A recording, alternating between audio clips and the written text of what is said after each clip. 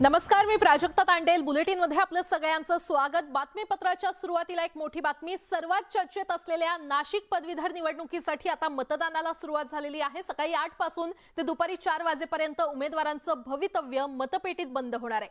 काँग्रेसच्या सत्यजित तांबे यांची बंडखोरी, त्यातून काँग्रेसवर आलेली नामुष्की, भाजप, काँग्रेस आणि शिवसेनेला आयात करावे लागलेले उमेदवार, अशा अनेक घडामोडींमुळे हा मतदारसंघ चर्चेत आहे।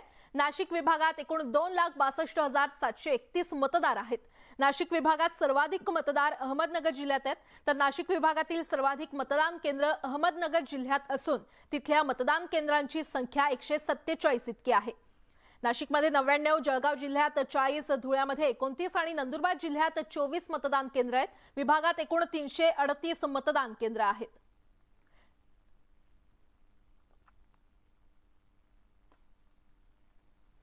नाशिक पदवीधर मतदारसंघामध्ये आज मतदान प्रक्रिया पार पडते आहे। आज सकाळी 8 वाजेपासूनच मतदानाला सुरुवात झालेली आहे आणि आपण जर बघितलं तर अहमदनगर जिल्ह्यासह सर्वत्र धुक्याची दाट चादर पसरलेली आहे। गुलाबी थंडी आहे, तरी सुद्धा मतदार सकाळपासून मतदानासाठी येताना दिसत आहेत।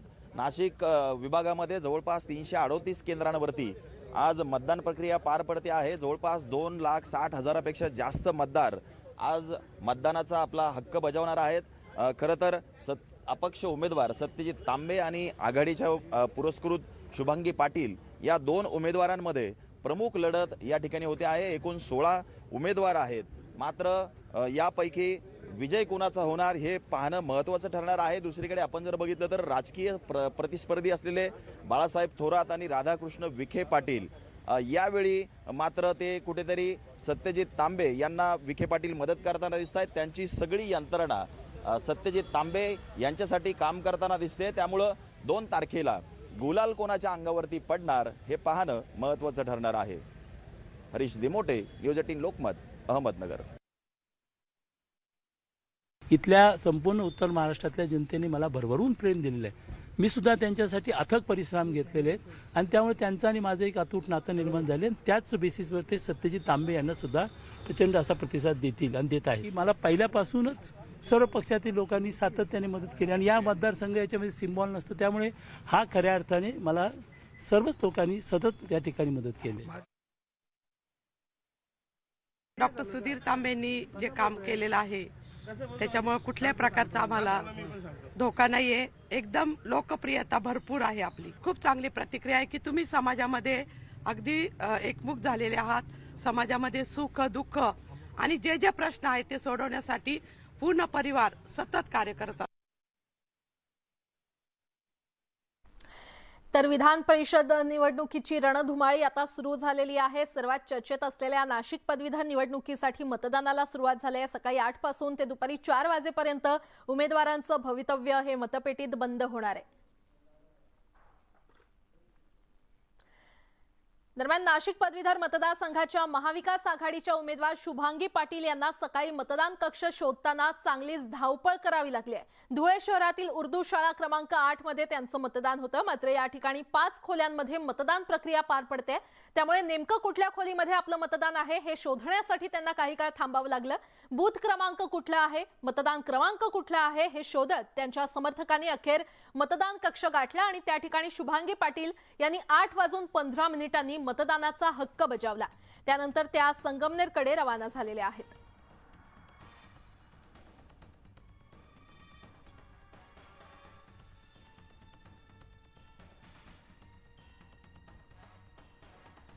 आणि या संदर्भात अधिक माहिती देत आहेत आमचे प्रतिनिधी दीपक बोरसे आपल्यासोबत जोडले गेलेले आहेत। दीपक, सर्वात चर्चेत असलेली निवडणूक नाशिक पदवीधर निवडणूक, त्यासाठी आज मतदान पार पडतंय। शुभांगी पाटलांनी देखील आपला मतदानाचा हक्क बजावलाय, मात्र यावेळी त्यांचा नेमका काय गोंधळ झाला? नक्कीच आज नाशिक पदवीधर मतदान निवडणुकीसाठी आज मतदान प्रक्रिया पार पडते आणि आज सकाळीच या ठिकाणी नाशिक पदवीधर मतदारसंघाच्या ज्या उमेदवार आहेत ॲडव्होकेट शुभांगी पाटील या मतदानासाठी धुळे शहरातील जे महानगरपालिकेची शाळा क्रमांक 8 आहे उर्दू हायस्कूल या ठिकाणी त्या मतदानासाठी आल्या। मात्र या ठिकाणी चांगलाच गोंधळ सुरुवातीला पाहायला मिळाला। खरं तर 8 वाजता त्यांना मतदान करायचं होतं आणि त्या आल्या देखील, मात्र सुरुवातीला आल्यानंतर या मतदान केंद्राच्या परिसरामध्ये 5 मतदान खोल्या होत्या आणि नेमकं कोणत्या खोलीमध्ये त्यांचं मतदान आहे यावरून हा सगळा गोंधळ या ठिकाणी झाला आणि त्यामुळे त्यांची चांगली धावपळ झाली. खरं तर सुरुवातीला त्यांना सांगण्यात आल्याप्रमाणे ज्या खोलीत ते मतदानासाठी गेल्या त्या ठिकाणी त्यांचं नावच त्या ठिकाणी नव्हतं मतदार यादीमध्ये, त्यामुळे त्यांना ती खोली शोधावी लागली आणि खोली शोधताना त्यांची चांगली धावपळ या ठिकाणी पाहायला मिळाली. खरं तर उमेदवार स्वतः या ठिकाणी मतदानावर आल्यानंतर अशा पद्धतीने जर गोंधळ उडत असेल तर सर्वसामान्य जे मतदार आहेत त्यांना किती त्रास सहन करावा लागेल असा एक प्रश्न यावेळी उपस्थित झाला. एकंदरीत आज निश्चितच दीपक, धन्यवाद या सविस्तर माहितीसाठी. नागपूर विधान परिषदेच्या शिक्षक मतदारसंघासाठी देखील आज मतदान पार पडते आणि महाविकास आघाडीचे सुधाकर अडबाले, भाजप समर्थित नागो गाणार आणि शिक्षक भारतीचे राजेंद्र झाडे यांच्यामध्ये लढत आहे. 5 जिल्ह्यात सकाळी 8 ते 4 पर्यंत मतदान, तर गडचिरोली जिल्ह्यामध्ये सकाळी 7 ते 2 या वेळेमध्ये मतदान होणार आहे. या विभागात एकूण 39,406 शिक्षक मतदार आहेत. सर्वाधिक 16,480 मतदार नागपूर जिल्ह्यात आहेत आणि नागपूर विभागातील 124 मतदान केंद्रांवर मतदान होणार आहे. अधिक माहिती देत आहेत आमचे प्रतिनिधी उदय तिमांडे आपल्यासोबत जोडले गेलेले आहेत. उदय, नागपूर विधान परिषदेच्या शिक्षक मतदारसंघासाठी आज मतदान पार पडतंय, तिरंगी लढत इथे होणार आहे, काय सविस्तर अपडेट? प्राजक्ता, खरं तर नागपूरमध्ये जे आहे ते ही सगळी निवडणूक अनेक दृष्ट्या जी आहे ती राजकीय नाट्यमय राहिली होती. महाविकास आघाडीला जो आहे तो आपला उमेदवार परत घ्यावा लागला होता आणि अनेक चर्चा रंगल्या होत्या. मात्र या सगळ्या गोष्टी झाल्यानंतर आज सकाळपासून जे आहे ते मतदानाला प्रत्यक्षात नागपूरमध्ये सुरुवात झालेलीचं आपण पाहायला मिळतं. नागपूर विभागात 6 जिल्ह्यांमध्ये या मतदानाला सुरुवात झालेली आहे. सकाळी 8 ते दुपारी 4 वाजेपर्यंत जी आहे ती ही मतदानाची प्रक्रिया पार पडणार आहे आणि गडचिरोलीमध्ये फक्त सकाळी 7 ते 2 या वेळेत हे मतदार होणार आहे. एकूण 39,000 शिक्षक मतदार जे आहेत ते यात आपला मतदानाचा हक्क बजावणार आहे. कारण ज्या पद्धतीने या सगळ्या निवडणुकीचा प्रचार आपण पाहिला होता तर शिक्षकांच्या जुन्या पेन्शनच्या मागणीवरून जे आहे ते ही सगळी प्रचार जे आहेत ते रंगले होते. आज सकाळी सुद्धा जे आहे ते दोन्ही जे प्रमुख उमेदवार मग ते महाविकास आघाडीचे सुधाकर अडबाले असेल किंवा भाजप समर्थित नागो गाणार असेल यांनी मतदान केंद्राला भेट दिली होती आणि एका चांगल्या वातावरणामध्ये जी आहे ती ही या सगळ्या मतदानाला प्रारंभ झालेला सर्व सर्वच मतदान केंद्रामध्ये जे आहे ते शिक्षकांच्या रांगा लागलेल्या आहेत आणि आपल्या मतदानाचा हक्क जे आहे ते शिक्षक बजावता. काही शिक्षक आपण त्यांच्याकडून देखील जाणून घेऊया. मॅडम, कुठल्या मुद्द्यांवर जे आहे तुम्ही मतदान करणार आहे आणि काय अपेक्षा तुम्हाला तुमच्या या सगळ्या आमदाराकडून असणार आहे? शिक्षकांचे सगळे प्रश्न सुटले पाहिजे एवढीच आमची अपेक्षा आहे. जुनी पेन्शन योजना ती पण लागू झाली पाहिजे आणि तुम्ही कुठल्या मुद्द्यांवर मतदान करणार आहात? तेच की शिक्षकांच्या ज्या समस्या आहेत त्याचं निराकरण व्हायला पाहिजे आणि जुनी पेन्शन योजना म्हणजे जी पूर्णत्वास जायला पाहिजे हे कार्य. नक्कीच आपण पाहतोय की शिक्षकांच्या ज्या समस्या आहेत ते सोडवणारा आमदार जे आहे ते मतदार या निमित्ताने या निवडणुकीच्या माध्यमातून जे आहे ते निवडून देणार. त्यात प्रामुख्याने जुनी पेन्शनची जी मागणी आहे ती या सगळ्या मतदारांमध्ये आहे आणि जोही आमदार या मतदारसंघात निवडून येईल तो या शिक्षकांच्या मागण्या पूर्ण करेल ही अपेक्षा मतदार व्यक्त करतात आणि त्याच अपेक्षेनं सकाळपासून जे आहे ते या सगळ्या मतदान केंद्रावर मतदानासाठी गर्दी केलेली. मतदारांच्या अपेक्षा तर खूप आहेत. आता या अपेक्षा नेमक्या कोण पूर्ण करणार, कोण बाजी मारणार हे पाहणं महत्त्वाचं ठरणार आहे. उदय, धन्यवाद या सविस्तर माहितीसाठी. आणि आता बुलेटिनमध्ये पाहूयात आतापर्यंतच्या महत्त्वाच्या टॉप 18 बातम्या. राष्ट्रवादी काँग्रेसनं चिंचवड पोटनिवडणुकीची तयारी सुरू केलेली आहे. या निवडणुकीच्या पार्श्वभूमीवर आज चिंचवड शहरातील पदाधिकाऱ्यांची बैठक बोलावली आहे. भाजपचे आमदार लक्ष्मण जगताप यांचं निधन झाल्यामुळे चिंचवड विधानसभा मतदारसंघाची पोटनिवडणूक जाहीर झाली आहे. महापुरुषांचा अपमान करणाऱ्या वाचाळवीरांची संख्या वाढते, त्यांना जशास तसं उत्तर दिलं पाहिजे असा सज्जड दम अजित पवार यांनी भरलाय.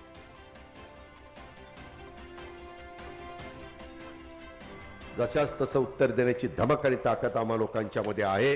तशा प्रकारची शिकवण आदरणीय पवार साहेबांनी आम्हाला दिलेली आहे. उगीचच महापुरुषांचे अपमान करणं, महापुरुषांच्या बद्दल बेताल वक्तव्य करणं, वाचाळवीरांची संख्या त्या ठिकाणी वाढवलं हे आमच्या रक्तामध्ये नाही. आम्ही तसं कधी करणार नाही. बुलढाणा जिल्ह्यातील मोताळा नगरपालिकेत 12 पैकी तब्बल 8 काँग्रेस नगरसेवकांनी बाळासाहेबांच्या शिवसेनेमध्ये जाहीर प्रवेश केलाय. त्यामुळे बुलढाणा जिल्ह्यातील काँग्रेसला मोठं खिंडार पडलंय. राष्ट्रीय काँग्रेस पक्षाच्या 12 नगरसेवकापैकी आज 8 नगरसेवकांनी राज्याचे मुख्यमंत्री एकनाथ शिंदे साहेब यांच्या नेतृत्वावर विश्वास ठेवून आणि माझ्या उपस्थितीमध्ये बाळासाहेबांच्या शिवसेनेमध्ये प्रवेश या ठिकाणी केलेला आहे. मंत्रिमंडळ विस्तार केला तर आमदारांमध्ये असंतोष उफाळून येईल म्हणून विस्तार होत नाही या खडसेंच्या टीकेला रवींद्र चव्हाण यांनी प्रत्युत्तर दिले. स्वतःचा टीआरपी वाढावा म्हणून अशी वक्तव्य करत असल्याचा टोला चव्हाण यांनी लगावलाय. महाराष्ट्र हा प्रत्येक क्षेत्रामध्ये एक नंबरचा कसा होईल, अव्वल दर्जाचं स्थान कसं प्राप्त होईल त्यासाठी काम करतात. त्यामुळे विरोधाला विरोध, कुठेतरी स्वतःचा TRP वाढला पाहिजे म्हणून काही मंडळी अशी वक्तव्य करत असतात. त्यातलंच एक वक्तव्य असावं असं मला वाटतं. भारत जोडो यात्रेचा आज समारोप होणार आहे. मल्लिकार्जुन खरगे आज काँग्रेस पक्ष कार्यालयात झेंडा फडकावून यात्रेचा समारोप करणार आहेत. यावेळी अनेक काँग्रेस नेते उपस्थित असतील. पुण्यामध्ये खासदार सुप्रिया सुळे यांच्या नेतृत्वात राष्ट्रवादी काँग्रेस आंदोलन करणार आहे. दिव्यांगांच्या प्रश्नाकडे केंद्र सरकार दुर्लक्ष करत असल्याचा आरोप राष्ट्रवादीनं केलाय. त्यामुळे दिव्यांगांच्या प्रश्नांकडे लक्ष वेधण्यासाठी हे आंदोलन केलं जाणार आहे. राज्यातील अंगणवाडी सेविकांनी 20 फेब्रुवारीपासून काम बंद आंदोलन करण्याचा निर्णय घेतलेला आहे. सरकारकडून केवळ आश्वासनं दिली जातात, मात्र मागण्या पूर्ण होत नसल्यानं अंगणवाडी सेविकांनी संपाची हाक दिली आहे.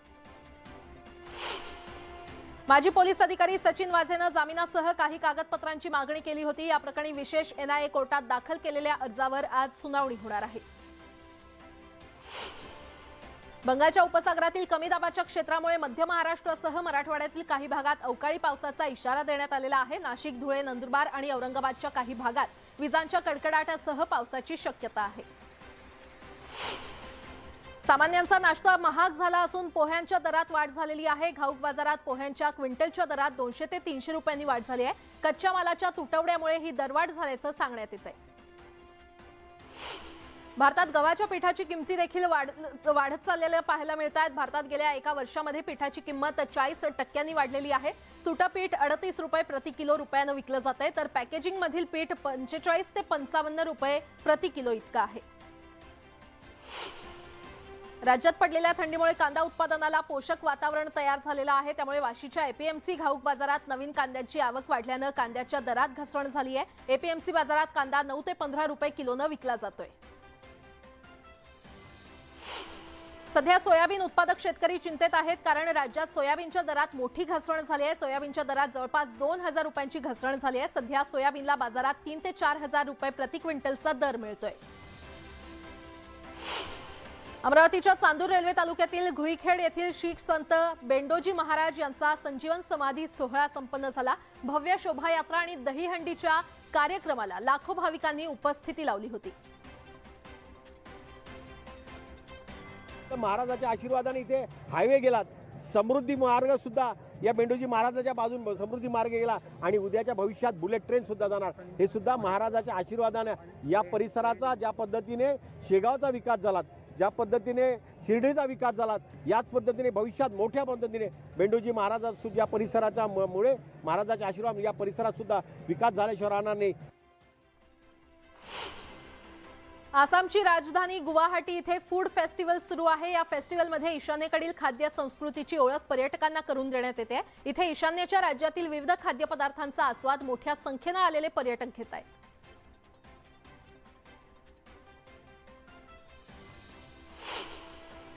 मध्य प्रदेशमधल्या उज्जैन इथल्या महाकाल मंदिरात आता निर्माल्यापासून गॅस बनणार आहे. निर्माल्यापासून गॅस निर्मिती प्रकल्प काही दिवसांपूर्वीच सुरू झालाय. यामुळे निर्माल्याच्या प्रश्नावर मोठा तोडगा निघालाय.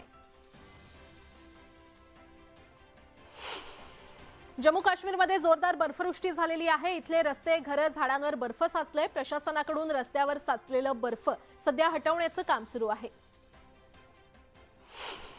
उत्तर काशीमधील गंगोत्री, यमुनोत्री, हर्षिल, राडी, मुखवा आणि खरसाळी या भागात जोरदार बर्फवृष्टी सुरू आहे. या बर्फवृष्टीमुळे गया, गंगोत्री, यमुनोत्री हा महामार्ग बंद करण्यात आलाय. या बर्फवृष्टीमुळे अडकलेल्या वाहनांना बाहेर काढण्याचं काम सध्या सुरू आहे.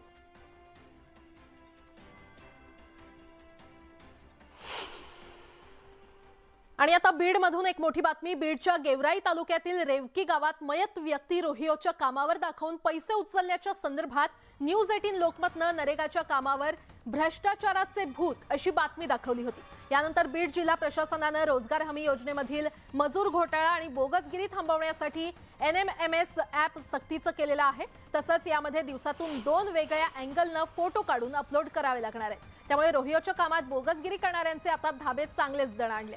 सकाळी 10 ते 12 आणि संध्याकाळी 3 ते 5 असे प्रत्यक्ष कामावरून फोटो अपलोड करायचे आहेत। आणि या संदर्भात अधिक माहिती देत आहेत आमचे प्रतिनिधी सुरेश जाधव आपल्यासोबत जोडले गेलेले आहेत। सुरेश, आता बोगस नोंदणी थांबवण्यासाठी पाऊल उचलण्यात आलेलं आहे। न्यूज 18 लोकमतनं ही बातमी लावून धरली होती। न्यूज 18 लोकमतनं गेवराई तालुक्यातील रेवकी गावामध्ये चक्क रोजगार हमी योजनेच्या कामावरती मयत मजूर दाखवले गेले होते। या संदर्भातील बातमी दाखवली होती आणि भ्रष्टाचाराचं भूत काम करत आहे अशा पद्धतीची न्यूज 18 लोकमतने या बातमीचा पाठपुरावा देखील केला होता। यानंतर बीड जिल्हा प्रशासन खडबड झाला आणि त्या प्रकरणाची चौकशी देखील केली आणि तिथली रेवकी गावातील कामं आहेत त्या संदर्भामध्ये खुद्द जे मुख्याधिकारी आहेत त्यांनी स्वतः गंभीरतेने घेऊन कारवाईचे आदेश देखील दिले।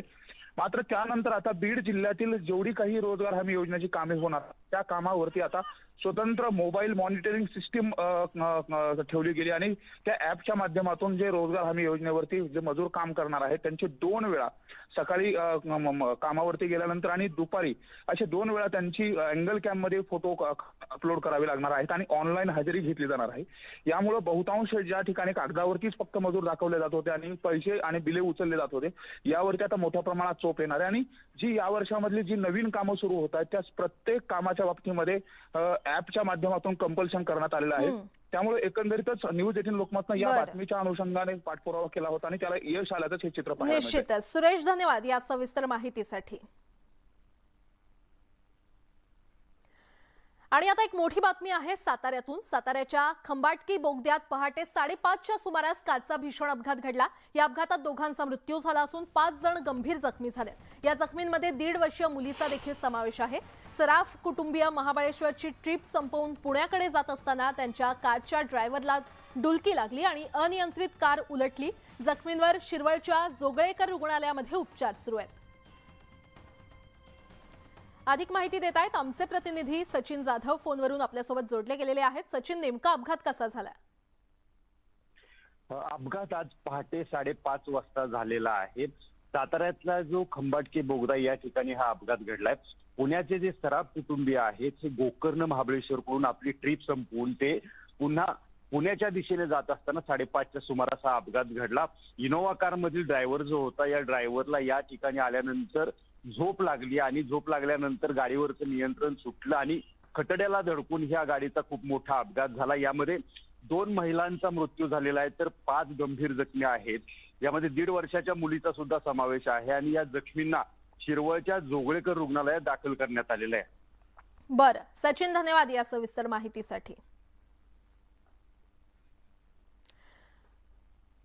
बातमी पुण्यातून। राष्ट्रीय हरित न्यायाधिकरणाच्या कार्यालयातून चोरट्यांनी खुर्च्या टेबल लांबवल्याचा प्रकार उघडकीस आलाय। याबाबत NGTच्या कार्यालयीन अधिकाऱ्यांनी बंड गार्डन पोलीस ठाण्यात तक्रार दिली आहे। विधान भवन परिसरातील नवीन प्रशासकीय इमारतीत NGTचं कार्यालय आहे आणि कार्यालयातील भांडार कक्षाचं कुलूप तोडून चोरट्यांनी 1 टेबल आणि 4 खुर्च्या लांबवल्या।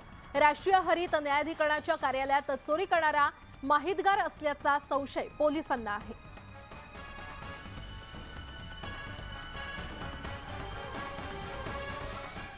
तिकडे सोलापूरमध्ये रेडीमेड गार्मेंट्सच्या कारखान्याला भीषण आग लागली आहे। या भीषण आगीमध्ये रेडीमेड गार्मेंट्सचे 2 कारखाने जळून खाक झालेत। दत्तनगर इथल्या शिवमाहेश्वरी मंदिरा शेजारील कारखान्यांना ही आग लागली असल्याचं कळतंय आणि कारखाने नागरी वस्तीत ही आग लागल्यानं अग्निशमन दल सतर्क झालंय। आग लागल्याचं कारण मात्र अद्याप अस्पष्ट आहे। अधिक माहिती देत आहेत आमचे प्रतिनिधी प्रीतम पंडित आपल्यासोबत जोडले गेलेले आहेत। प्रीतम, ही भीषण आग लागली आहे, आगीवर नियंत्रण मिळवण्यात यश आलंय का आणि आगीचं नेमकं कारण काय?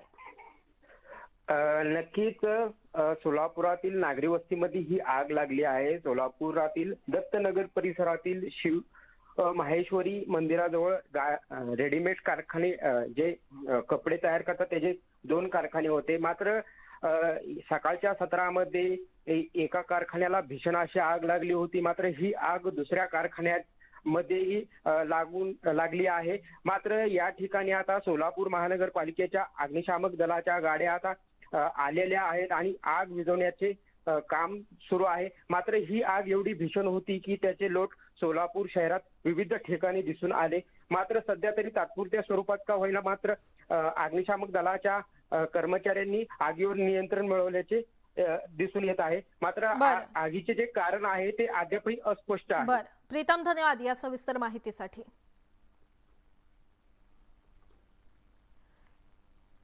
आणि आता बातमी आहे ठाण्यामध्ये रंगलेल्या बॅनर वॉरची. ठाण्यामध्ये पुन्हा एकदा राष्ट्रवादी आणि बाळासाहेबांची शिवसेना पक्षामध्ये बॅनर वॉर रंगल्याचं चित्र पाहायला मिळालंय. आणि या बॅनरबाजीला निमित्त ठरलंय राष्ट्रवादीचे नगरसेवक शिवसेनेच्या वाटेवर असल्याची चर्चा. राष्ट्रवादीचे 22 नाराज नगरसेवक लवकरच बाळासाहेबांच्या शिवसेनेमध्ये प्रवेश करणार असल्याची माहिती समोर आली आहे. यानंतर राष्ट्रवादीकडून त्या नगरसेवकांना थांबवण्यासाठी स्वतःला विकू नका अशा आशयाचे बॅनर झळकवण्यात आलेले आहेत. यानंतर बाळासाहेबांच्या शिवसेनेकडून देखील राष्ट्रवादीच्या या बॅनरबाजीला प्रत्युत्तर देण्यात आलं. त्यामुळे सध्या ठाण्यातलं राजकीय वातावरण चांगलंच तापल्याचं स्पष्ट पाहायला मिळतंय.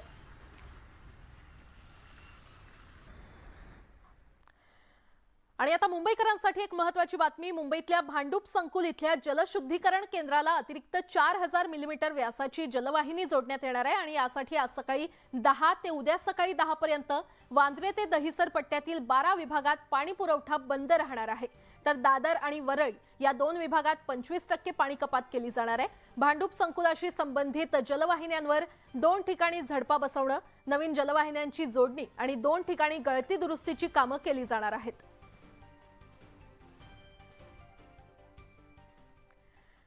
आणि आता एक खुश खबर आहे महाराष्ट्रातील नागरिकांसाठी. मुंबई मेट्रोच्या उद्घाटनानंतर पंतप्रधान नरेंद्र मोदी मुंबईतून आणखी 2 वंदे भारत एक्सप्रेसला हिरवा झेंडा दाखवणार आहेत. पंतप्रधान मोदी 10 फेब्रुवारीला मुंबई दौऱ्यावर येत आहेत आणि तेव्हा मोदी शिर्डी आणि सोलापूर या धार्मिक स्थळांना जोडणाऱ्या वंदे भारत एक्सप्रेसला मुंबई CSMT इथून रवाना करतील. अशा प्रकारे 3 वंदे भारत धावणाऱ्या महाराष्ट्र हे पहिलं राज्य ठरणार आहे. राज्यातील पहिली गाडी पश्चिम रेल्वेवरील मुंबई सेंट्रल ते गांधीनगर दरम्यान धावली होती. वंदे भारत एक्सप्रेसची ही नवी सेवा आठवड्यातून 6 दिवस उपलब्ध असणार आहे. नेमकी ही वंदे भारत नेमकी कशी धावणार आहे आपण ते ग्राफिक्सच्या माध्यमातून जाणून घेऊयात. मुंबई ते शिर्डी असा हा प्रवास असेल. CSMT वरून सकाळी 6:15 ही गाडी सुटेल आणि शिर्डीमध्ये दुपारी 12:10 वंदे भारत एक्सप्रेस पोहोचणार आहे. याचे थांबे कुठे कुठे असतील आपण ते देखील पाहूयात. दादर, ठाणे, कल्याण, इगतपुरी, नाशिक रोड आणि मनमाड इथे या ट्रेनला थांबा देण्यात आलेला आहे. त्यानंतर मुंबई ते सोलापूर अशी एक सेवा असणार आहे. CSMT वरून दुपारी 4:10 वंदे भारत एक्सप्रेस सुटेल. ती सोलापुरात रात्री 10:40 वंदे भारत एक्सप्रेस पोहोचणार आहे. त्याचे थांबे आपण पाहूयात. दादर, ठाणे, कल्याण, कर्जत, लोणावळा, पुणे, दौंड आणि कुर्डुवाडी इथे या गाडीला थांबे देण्यात आलेले आहेत.